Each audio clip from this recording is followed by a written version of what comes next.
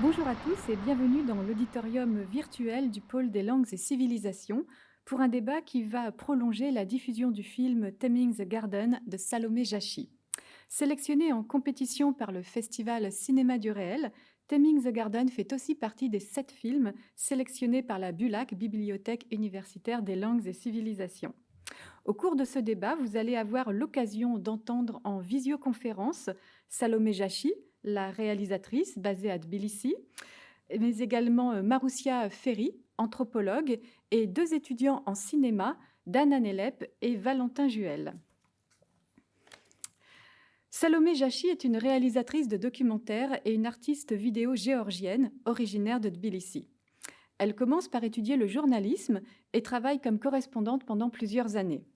En parallèle, elle crée des installations vidéo, étudie la réalisation de documentaires et part se perfectionner à la Royal Holloway de l'Université de Londres. À son retour en Géorgie, elle fonde 2 maisons de production, Sakdoc Film puis Microcosmos, qui produisent toutes 2 des documentaires et des fictions. Parlant des documentaristes géorgiens, Salomé Jashi déclare « La communauté des documentaristes s'est considérablement développée en Géorgie ces dernières années et, fait intéressant, la plupart des documentaristes sont des femmes. Nous voulons dépeindre ce qui se passe autour de nous parce que nous le trouvons étonnant, nous le trouvons dérangeant, nous voulons le changer ou le remettre en question. » Maroussia Ferry est anthropologue, post-doctorante à l'Institut des hautes études internationales et du développement à Genève. Elle s'est spécialisée dans les questions de genre et de famille dans un contexte de migration. Sa zone géographique de spécialisation est l'espace post-soviétique et notamment la Géorgie. Elle a étudié en particulier les conséquences sociales de la crise économique post-soviétique. Vont également intervenir dans ce débat 2 universitaires, Dana Nelep et Valentin Juhel, qui sont tous 2 étudiants en master cinéma et audiovisuel à l'université Sorbonne Nouvelle. Nous vous souhaitons un bon débat. So we can start. So welcome, Salomé Jashi. We are very glad to have you here. So I have a first question. As a documentarist, what interested you in these whimsical transplantations of trees at the very beginning of the film? Was it their spectacular or unusual dimension, or was it what's behind it? For example, what it symbolizes or all the issues it causes? Well, both. First of all, I'm happy to be here to be speaking with you. And yes, so the initially, like some years ago, we heard that Bezina Ivanishvili, who was at some point Prime Minister of Georgia, and who still is the most powerful, politically most powerful, and economically also most powerful man in the country, that he had a new exquisite hobby, and his hobby was to basically commission his men to uproot century-old large trees and to bring them to his private garden. So we knew, when I say we, I say the whole country, because the whole country kind of observes what this omnipresent person does. So we knew that he was planning to take one tree, that it was supposed to sail through the sea. But I don't think anyone could ever envisage what kind of emotions this image would trigger. At least me, I didn't.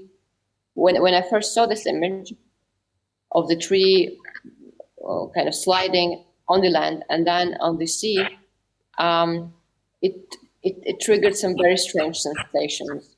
Because on the one hand, it was a beautiful image, a classical beautiful image.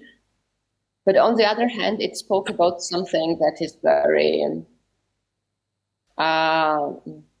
brutal, or that is very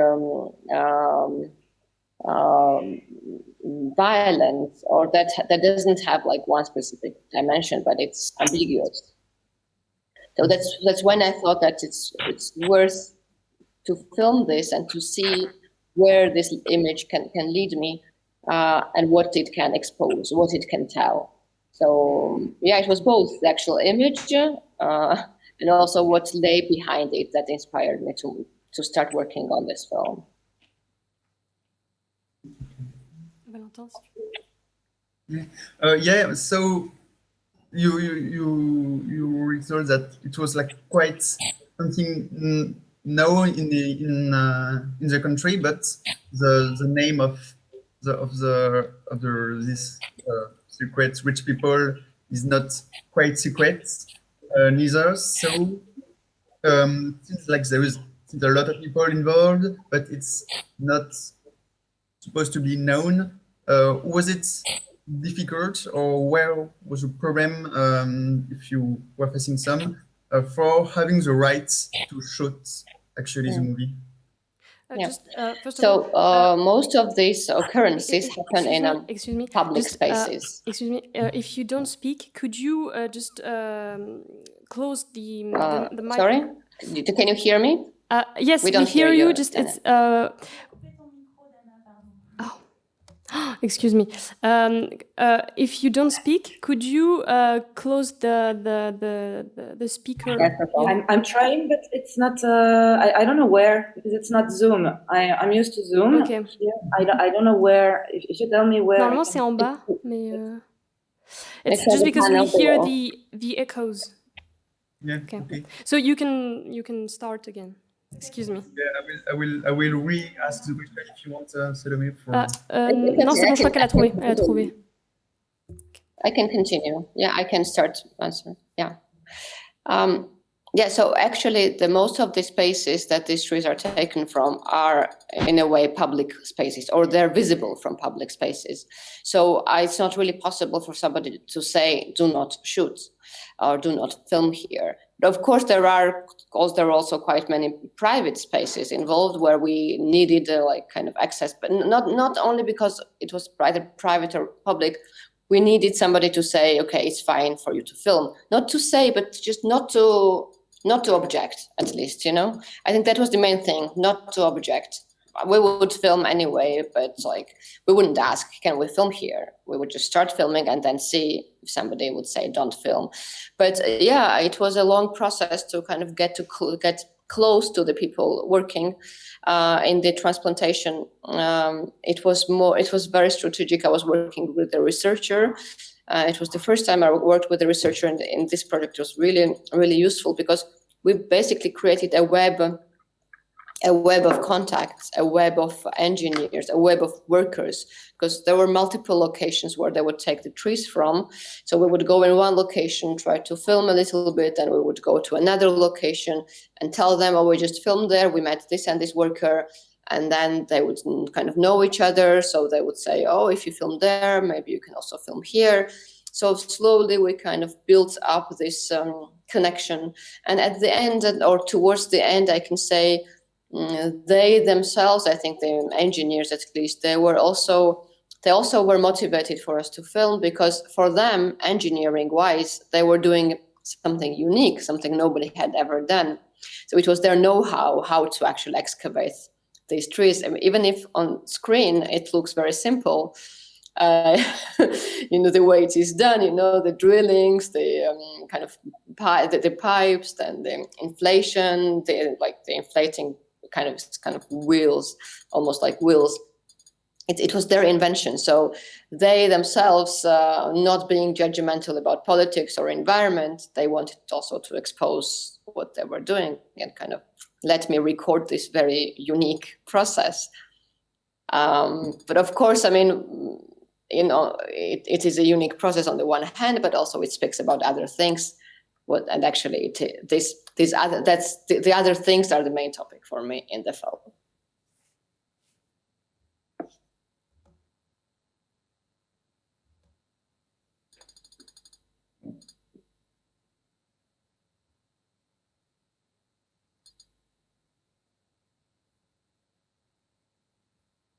Okay, I could put my mic.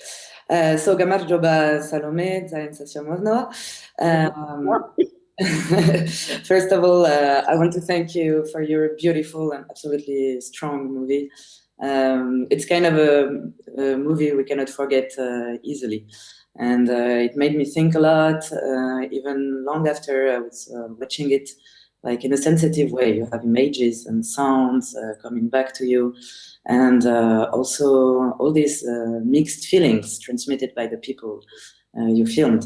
And I think this movie you made raises questions and issues that are at heart of the Georgian society, as, for example, the relation to power, economic situation, time, nostalgia, relation to stability also of oneself environment, and of course, a more universal relationship to nature.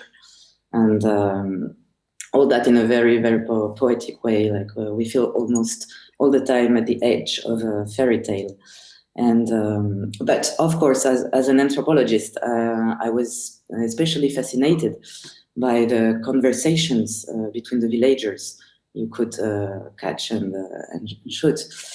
So that's why my first question will be about the characters' relationship to power, be it economic or political, because I think even if it's absolutely not the subject today, I think for the audience, it's interesting to recall that your movie is coming out during a very special moment in the Georgian political life.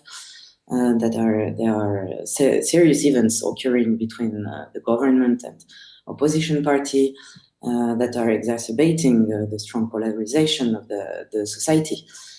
But I think like what is especially interesting is that your film goes beyond this opposition. And here the picture is much more complex and subtle. And even though there are different point of views and fights and conversations between the people, I think we get the feeling in a way that they are all melting in some kind of very lucid fatalism, in a way, feeling of absurdity, which is expressed through this question coming back all the time, like, why he's doing this? Like from the beginning until the end of the film, they are questioning, like this question mark is very striking. And also through the anger and the radical mistrust some people are expressing. Like, of course, the granny, which is a very strong character, but also from other characters, and different kind of mistrust also from different sources.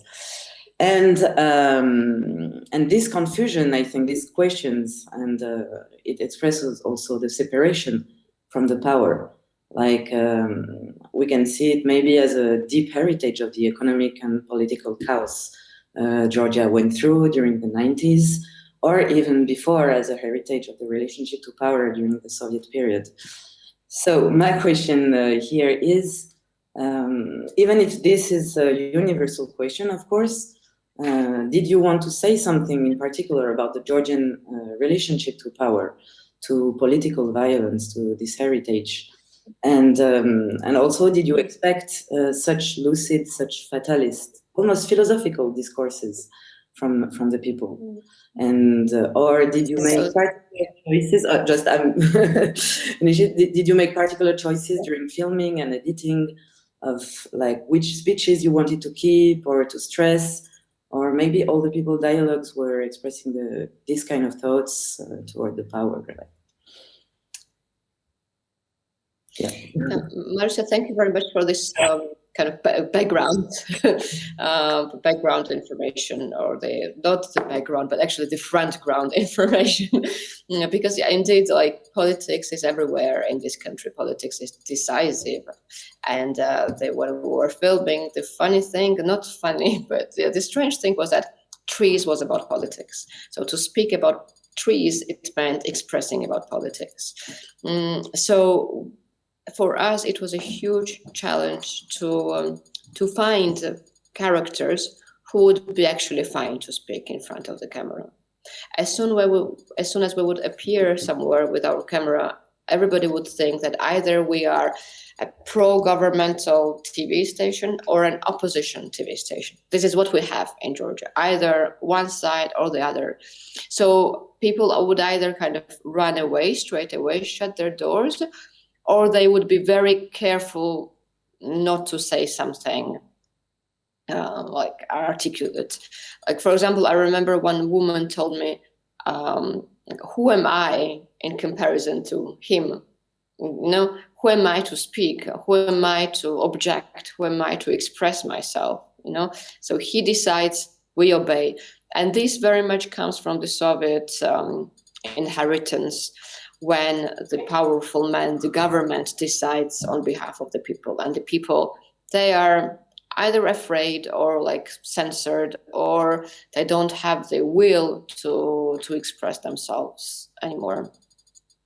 So for us, it was really quite, when you ask, like, was it a conscious decision, like how to show people? It was not a conscious decision, because for us, it was really difficult to get people on screen, because first of all, we did not want to do TV style, like getting into people with the microphone and asking questions.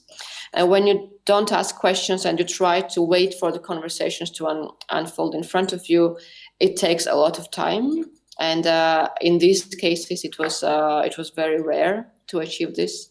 My filming style before was that I would spend time with the character, introduce myself, like get to know them, and then maybe after days they would be kind of relaxed to be filmed, not just to agree, but to feel fine, comfortable. And here, in this case, this tactic did not work, because we would agree with the character to film them like the next day, and the next day they would disappear, or we would kind of meet them every once in a while, agree, we would film them like after some time, and they would refuse or disappear or something. So it was quite a challenge. And then one thing that I wanted to kind of show in the film, and I don't know how much it worked because it's really not an easy thing, was that I wanted to show some kind of a conspiracy. People don't speak, but we know that something is happening behind. So, but this we could achieve only through finding somebody who could speak, because in order to show something, in order to show like absence, you need to show presence of something, right? So finally, like at one point there is some woman telling to another man, like, you told too much already, like, shut up. So exactly. Yes, exactly. And then there's another woman later on who says, I'm suspicious that, but this suspicion, like, she was at that point speaking about money, but not only money, like, it's all suspicious about what is happening. Why are they doing it? Who's taking the money? Who's giving money to whom? It's all it's all a very dubious situation around it. So and in terms of politics, this frenzy with the trees was very much part of the absurdity, exactly as you said, of the Georgian politics. The country is on the verge of poverty, like half of the population lives on the poverty line or more even. Like, it's a huge rate of unemployment, and this man spends millions of euros, if we speak on euros, on trees. He took about 200 trees, and a transplantation of each, like on average, cost about 300,000 euros. So we're speaking about a lot of money. And his argument is that, he employs people, that he pays to the workers, he pays to the people who he buys trees from, or he pays to the people whose fences are a bit damaged. But I already know it's a kind of a Faustian deal, like you have to agree. Of course you can disagree, but but it was very rare when people would disagree. Okay, thank you. I like the idea of the Faustian. In the film, the man who's behind all this project of uprooting remains quite mysterious. So why did you choose to concentrate on the workers and on the villagers rather than on this powerful figure? I think the film takes him as the central antagonist or protagonist of the film, even if we don't see him. I think he's omnipresent and he's present there very much. But in words, only in words, and we know he's the one behind the idea. And we did not really want to show his face because you can always Google his face. That's one. And second, when we would show him, it would make him very concrete. While I think the passion, the desire to have the power over everything, nature or man, it does not belong to one person only.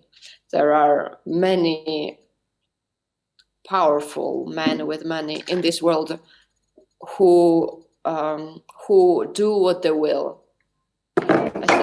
So I was. It was a kind of we wanted to make it him as a general person. And then also, sorry, I have some accident here. Water running everywhere. Sorry. And then also, and also like what I wanted to tell through not exposing him was that he's a godlike figure. I mean, who you never see, but who's always there, who determines the course of events. Well, that's interesting because I'm thinking about how the shots are constructed, and I saw this very differences of scales, like the big trees with small people with him, or these big trucks and so on, but very small in the frame. So it looks like toys, or looks like a view from very far from an independent vision. So is this link your choice of scales and distances with the actions you were shooting? Yeah, so it's very interesting that you observed it, because it was fascinating for me how the scales would change depending on what we would film. We film a person and a tree, and the person is clearly smaller than a tree, and then we film the tree in the sea, and clearly the tree is tiny in comparison to the sea. So it was visually, it was a game for us, and we try to integrate this play with scale a lot in the film. And so it's great that you observed it.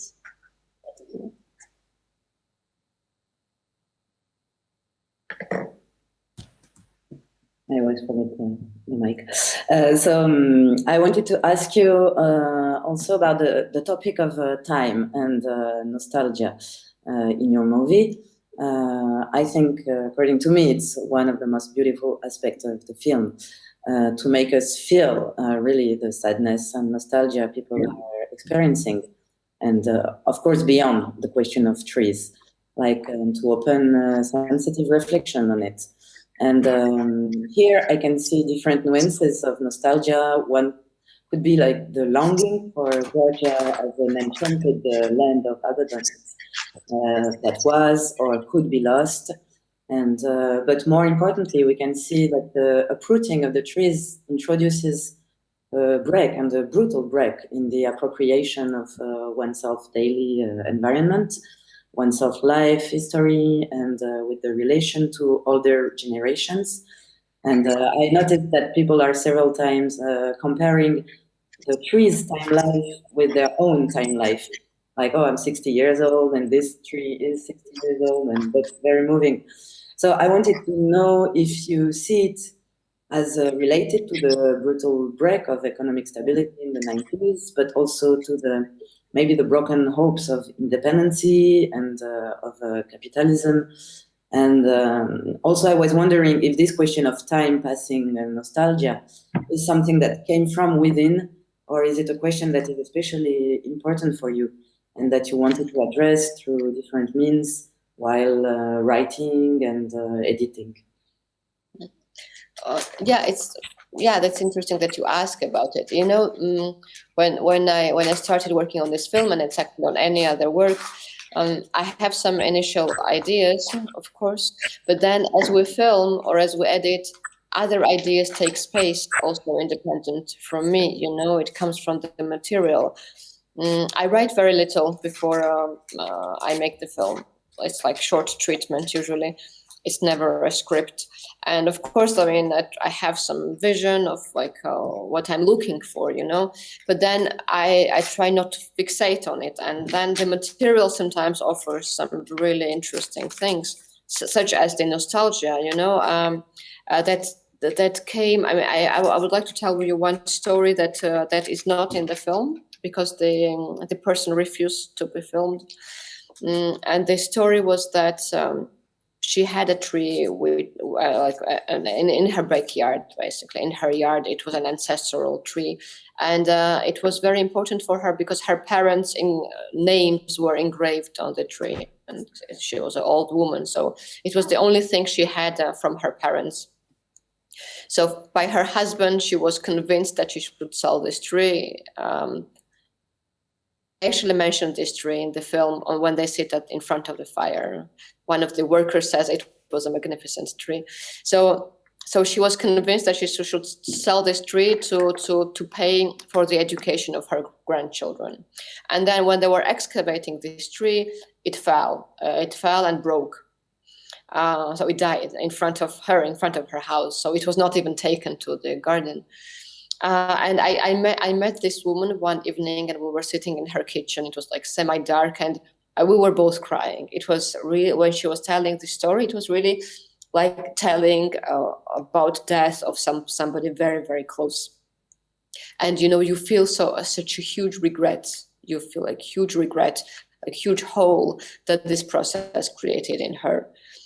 And but I really cannot say that all the owners of the trees had similar emotions.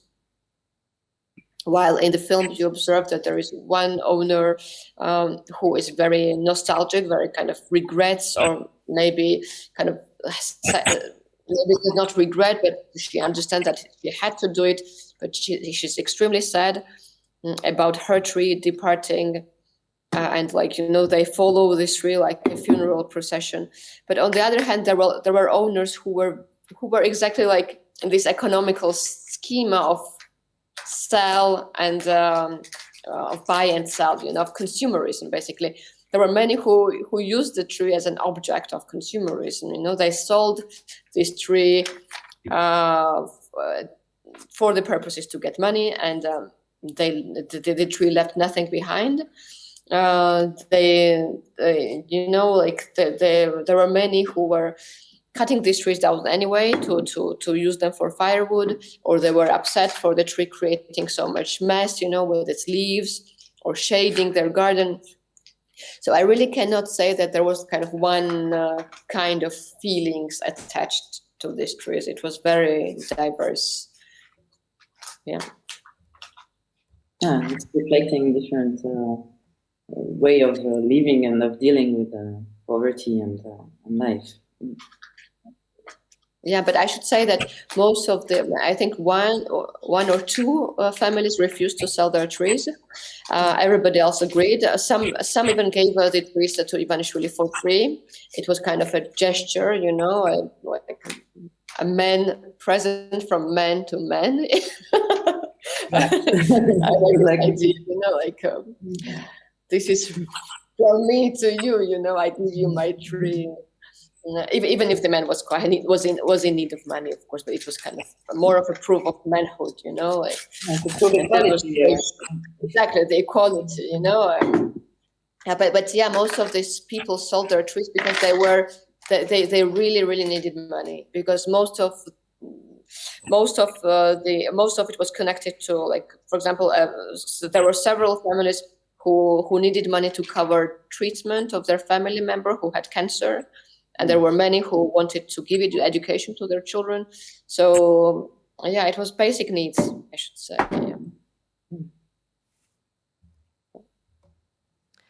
Yeah. Some images of your film are are quite surrealistic. For example, that tree floating on the sea, or the enigmatic smoke between the trees.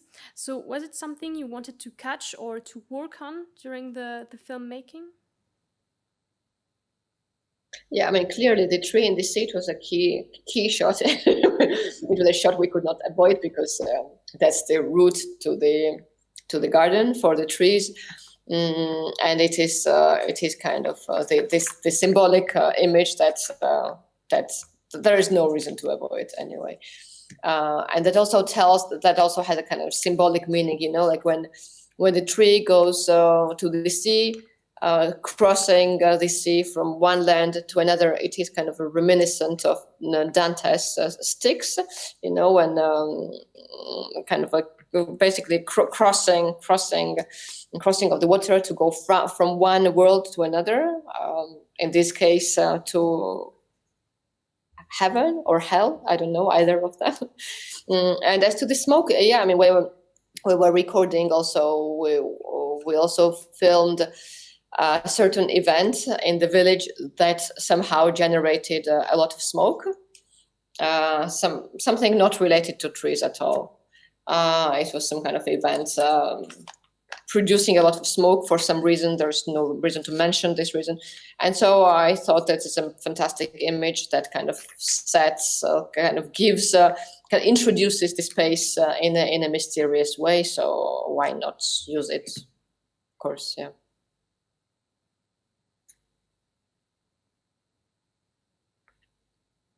But anyway, the smoke was not generated by us for the purposes of the film. It was just there, and we captured it. And it works very well to strangeness. It works. It's about coincidences. When you film, there are so many things that depend on coincidences and like random encounters. So that was the case here. It's like black magic from the beginning. That's why I would take in this costume. Yeah, sorry to talking about like visual power, but I would like to ask you, how did you construct the relation between the, I would say, documentary sounds of the engines of trucks and screams of the worker and this, I don't know to put it like this, field of sound on this slow music? How did you build the relation between the two? Yeah. So with sound, I mean, with sound, I worked with a sound designer from Geneva who lives in London, Philippe Chompé, and with the music, I worked with the French Célia Strom. So for it, it's interesting question how it all worked out. It's so in terms of sound design, we wanted to kind of create a sense of presence, presence that you are there and you actually hear everything you would hear locally. So Philippe also worked a lot in post-production and kind of adding and amplifying sounds a little bit more than what we had recorded. Because when you record something, and we were a very small team, we were not like highly equipped. We worked with 1-2 microphones, so we had to direct it in one particular direction. But Philip basically created a lot, the ambience, the general ambience, the general atmosphere. We also did like additional sound recording later on with the proper 3-channel sound equipment that we used later on for sound design. And then in terms of music with Célia, when Célia saw the first images of the smoke, straight away she came up with Stockhausen, with a piece of Stockhausen that is in the film. And when I listened to it, definitely it was very much like an introduction. The smoke and the piece of Stockhausen very much fitted together. And then later, like for the ending of the film, I knew that I wanted to kind of subvert the ending and make it in a way ironical or satirical, call it what you want, kind of to make it as a victory of the man and to have some kind of a pompous music at the end, kind of a celebration. It's the climax. It's like an orgasm basically. It's the victory. So I was telling her that let's try to find something that expresses this this feeling. So she came with this composition from Clément Jonquin, the French medieval composer, and she re-edited the composition totally to kind of fit it to fit it to the scene. And then for the for as we call the crossing the sticks scene, when the tree is in the sea floating towards the horizon, it's also a French medieval composer, Solage, with the composition Fumée. So yeah, we use it as a kind of transmission from one world to the other. But this composition is introduced by silence. You know, we go on the barge and it's silent, and this silence is very, very important. You know, you hear maybe a little bit the wind, you hear the sea, you hear the engine, and it's all very monotonous. And this silence was very important to create this feeling of kind of loneliness, you know, abandonment, like being alone somewhere in a vast space. And then comes a kind of voice of the spirit that kind of accompanies this journey on this scene. Yeah, the interesting thing I should mention about the sound was that as we were recording, and also what we also tried to integrate in the sound design, was that when they were drilling the pipes under the tree, so the pipes would go in, and so it was a very like dun, dun, dun, monotonous sound. And then as it would enter in the earth, the sound would come from inside the earth, and it was a very interesting sound that also created a lot of emotions. You know, this huge pipe penetrating deep inside, and you hear sounds from deep inside. It was very impressive. Your film includes a lot of long and static shots, so you're more like a neutral observer of what happens in the frame. So I wanted to know what interests you in this formal approach. I like when I prefer, at least in this case, when the camera is not participant, but rather it's an observer.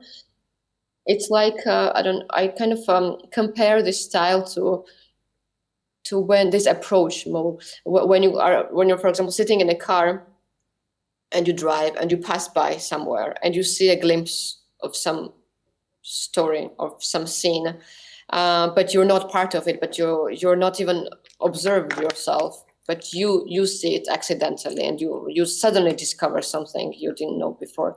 I think this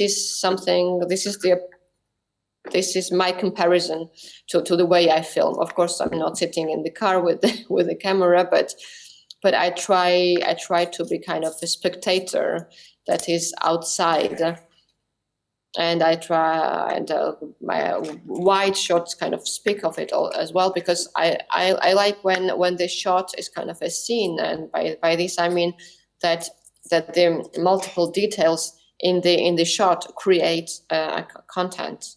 That I don't do a montage, and through the montage I don't tell a story, but rather a shot by itself. What happens inside the shot tells a story independently from me.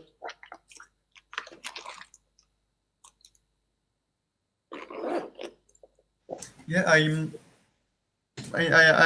thinking again about, well, we already talked about exploration to the past, on the fact that someone is actually buying the past of the people by buying the trees, which has an history related to a family, and in a way leaving a big hole. I don't know if the hole is filled by the technical crew after the trees in a way, but yeah, the holes are filled either with sand or with earth. It's mostly sand.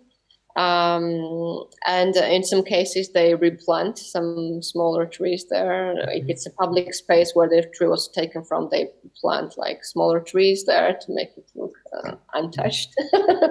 If it's a yard, they just fill it up and maybe put a beton over it, or a garden, depending what the owner wants. But yeah, they fix everything.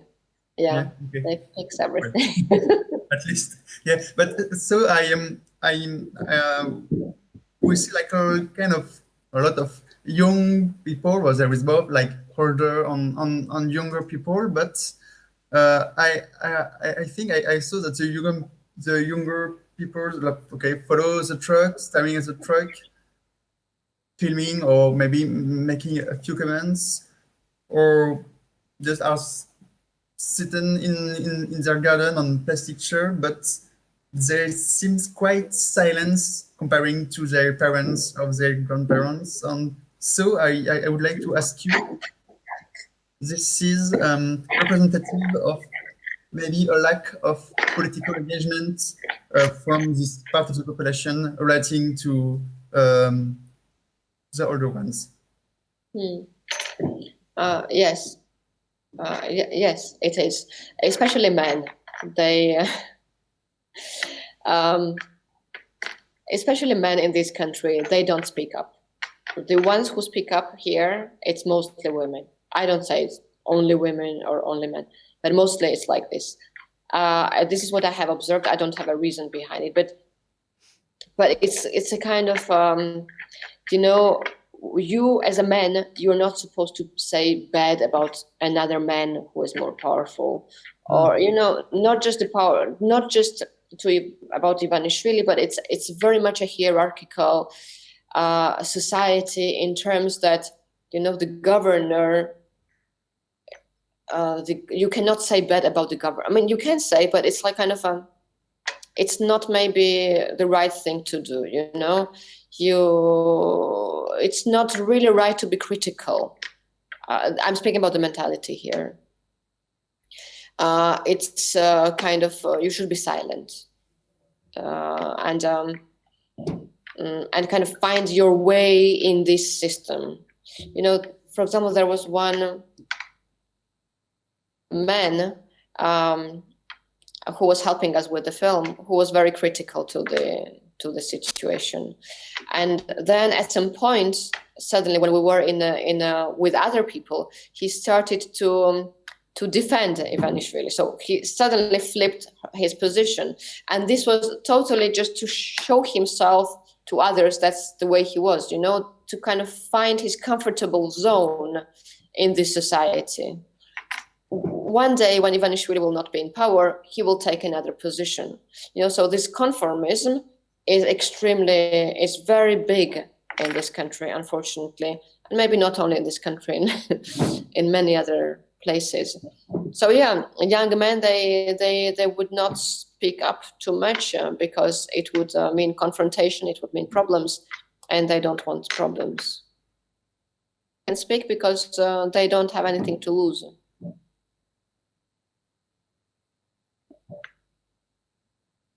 Yeah, I had also a question about this, but like one man at one point he's almost threatening to cut heads or he's, but it's mostly, even in the movie, it's mostly women. So I had another question because another topic that seemed central to me in the film is the topic of economy, of course. And of course, it's also reflecting on Georgia in a broader way. And I was struck by the fact that everything starts with the story told by a worker to another. I think they are workers, yes. And it's about the tree of an old woman and the unexpected amount of money she got from it. But it's also a debt story because she's in debt, and that's why she sells the tree in the story. Which is also a capital element in the Georgian history and people's lives. Like a lot of biographical turns are made because of debts. And in this story, there's the idea of being suddenly lost in valuation, if I can say so. This granny thought her tree cost 400 laris, but it actually was given to her for $40,000. So in this sense, it's also talking about the introduction of market economy, and it could be seen as a post-Soviet tale or urban legend And as I heard a lot, actually during my researches with impoverished Georgians, it was often stories or parabola about how precious things suddenly didn't cost anything, and vice versa. And it's showing in a very like light way or anecdotal way the deep danger coming from this kind of economic absurdity. And I also love the fact that the movie is opening with, which is a tale in itself, is opening with another tale. So I wanted to know a little bit more about this story at the beginning, and how you collected it, this moment between these two workers, and what does it mean to you and to broader to the film. Well, I think the idea of this conversation is that the way these men tell about it, or this man tells to another man, it's already we're already not sure if it really happened or not, because he also knows this story from someone else, and he knows that someone else also knows the story from someone else. So the idea exactly, it's like a parabola. It's a mythology already, you know. So so we place this scene in the beginning to also kind of introduce this story as a fairy tale, and also to introduce kind of the larger scene of what is happening. But whatever is happening, it's either true or not true, or there's something wrong at least going on here. But actually, it was my crew that filmed this scene. I was not there. I was somewhere else, either in Berlin or Paris. No, I was in somewhere because very often the filming sessions were very unpredictable. We were filming every month throughout a 2-year period, and there were cases when I was absent when something important was happening. So my crew had to go there instead of me, and then they came up to this scene with this broken digger and the conversation, and I think they did a great job making this scene, which kind of created a centerpiece in the introduction. But anyway, exactly. This is what you said. This conversation is a parabola. It is reaction to a story that we're not sure if it really happened or not, or if this is exactly how it happened or not. Yeah, and on the topic of economy, just to continue, like it's also the people are all the time questioning if they will have the money or not, and how much, and we can see this confusion and this whole world of economy, that people are not only poor, they are also lost in how to make their ways in these new rules economically. Yeah, it's true. And also I think very much the politics, the economic policy of Bidzina Ivanishvili contributes to the confusion with the money, because he is a person who owns a lot of money, and he's the person who pays to a lot of people. But he does not pay to these people for a particular intellectual work. He does not fund students, for education. What he does, he basically just gives money out, for a tree, for a broken fence, for something that you don't create, but rather that's something you have by accident, by chance, that you don't work on it. So I think his attitude, and he's been doing it since years, like he's funding like certain cultural institutions, like theaters, not small ones, like big state theaters, just because they're theaters, not because of what they produce.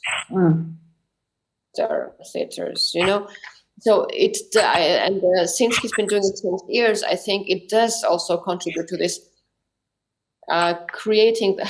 establishing this mentality that money can be just given, not really earned from something valuable, some valuable creation. But you just expect somebody to pay you because of who you are or whatever. And that's why you are offering trees sometimes, just to because it's not rules of economy. And so he's a little bit like a patroni, like it's a patronization of exactly.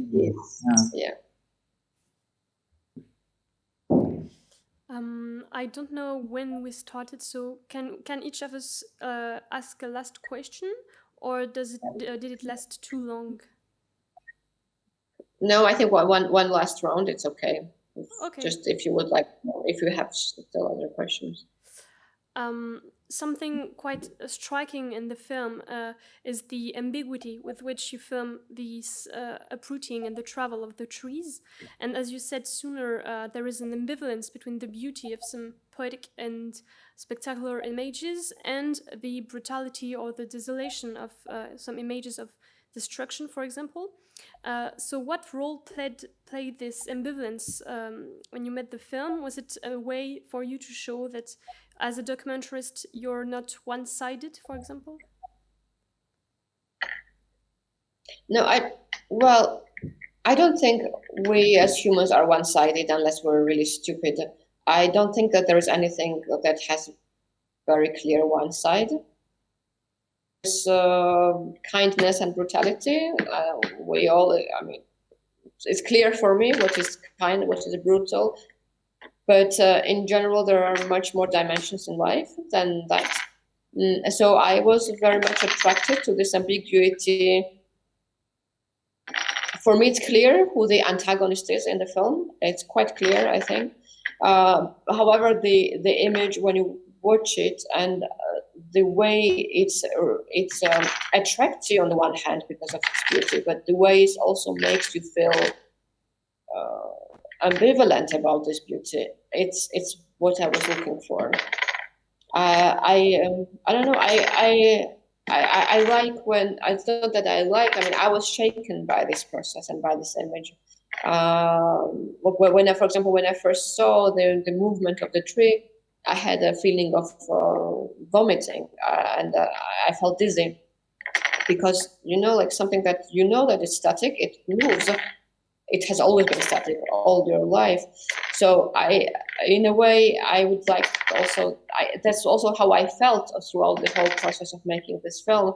Something fundamental was shaken. And this doesn't mean that it was either wrong or right, you know, it's also can speak about other things. So this is exactly what I wanted to kind of express in the film.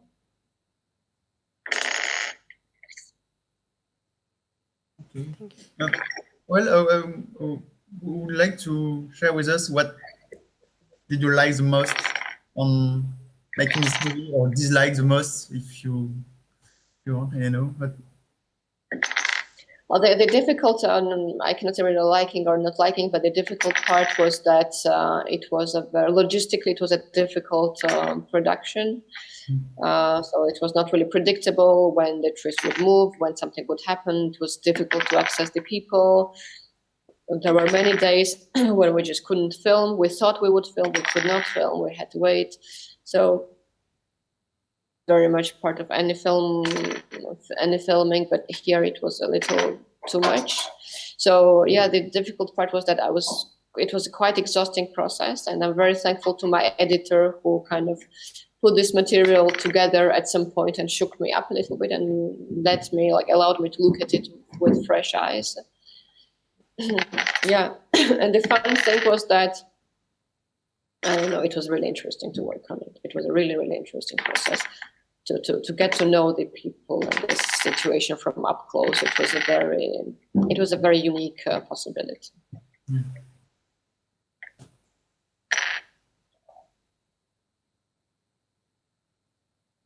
So I guess this is the last question I will ask. So I will go out from my anthropological spectrum, and because something I was especially sensitive to are these living paintings of people in their interiors just before they start to talk.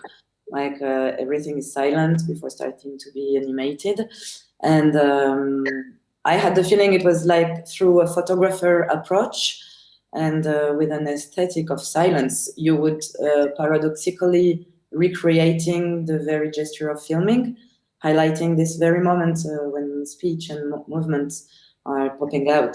So I wanted to know if you thought it that way, or maybe not at all. And concretely, how did you obtain these fixed paintings that come to life and to a very natural life? Like everything is still, and then people and they are inside of their conversation. So I'm very curious to know how did you do? Oh, well, it's an interesting observation. I didn't think that it was more that was the style there was first silence and then conversation. Yeah, I don't know. I think it happened naturally also.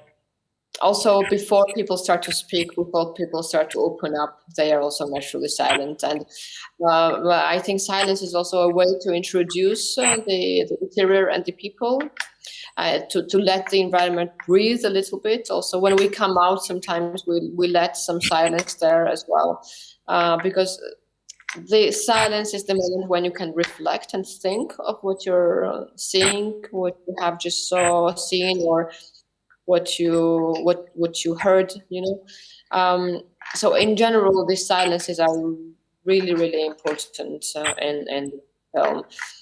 So when we would insert a conversation, so to say, I would hate to just put a conversation somewhere and leave it out, because you observe the people only when they're not speaking, right? When they speak, especially French, you read subtitles, or when you're not Georgian, at least you read subtitles. So that's also something to consider.